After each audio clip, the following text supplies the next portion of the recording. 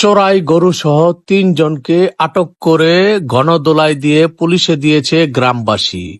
ঘটনাটি ঘটে সোমবার রাতে নরসিংদীর মনোহরদী উপজেলার কোচেরচর এলাকায়। পরে চুরি হওয়া গরুটির মালিক গরু শনাক্ত করলে গতকাল মঙ্গলবার রাতে কাপাসিয়া থানা পুলিশের সহায়তায় গরু ও ৩ চোরকে নিয়ে আসে কাপাসিয়ায়।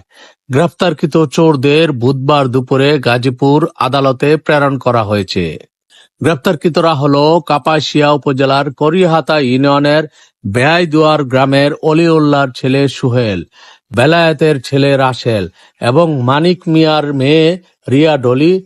রিয়া ডলি একই গ্রামের কাইম মিয়ার স্ত্রী বলে জানা গেছে।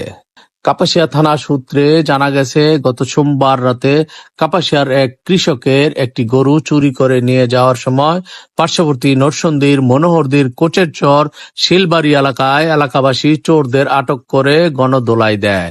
খবর পেয়ে মনোহরদী থানা পুলিশ গরু ও চোরদের উদ্ধার করে থানায় নিয়ে যায়।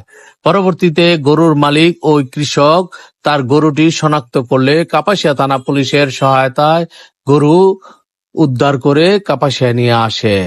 গ্রেফতারকৃত চোরদের বুধবার দুপুরে গাজীপুর আদালতে প্রেরণ করা হয়েছে বলে জানায় কাপাসিয়া থানার এসআই হালিম। তিনি জানান, এই ঘটনায় কাপাসিয়া থানায় একটি মামলা দায়ের করা হয়েছে। মামলা নম্বর 18 ধারা 557/380 পেনাল কোড বলে জানান এসআই হালিম। এদিকে গাজীপুরের বিভিন্ন এলাকায় গরু চুরির ঘটনা বেড়ে গেছে। দিন শেষে রাত এলেই গরু চুরির আতঙ্কে থাকেন কৃষক কৃষানি। এ কারণে সাধারণ মানুষ তাদের প্রিয়